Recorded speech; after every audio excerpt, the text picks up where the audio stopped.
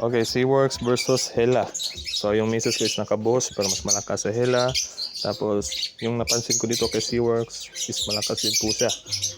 Yan, mura lang din. Times 50% off siya kaysa kang Hella. Ito po sa Hella. Parang may pigil po yung tunog niya.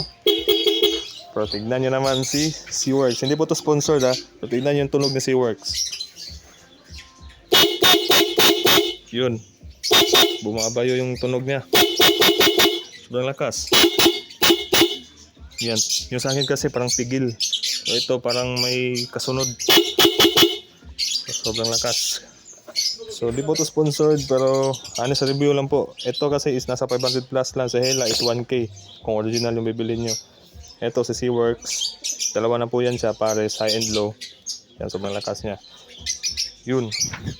So si boss sa misis ko, yung sa akin na Hella, ito is SeaWorks. So makikita nyo naman yung difference. Mas malakas po siya sa personal.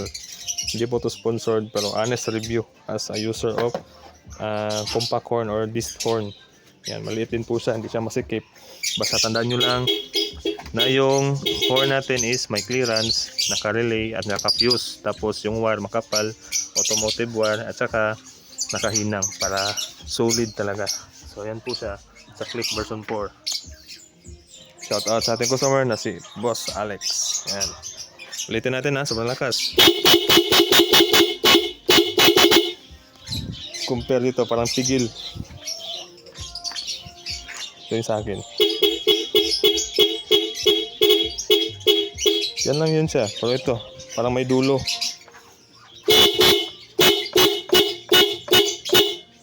Di ba? All good. SeaWorks. 500 ra.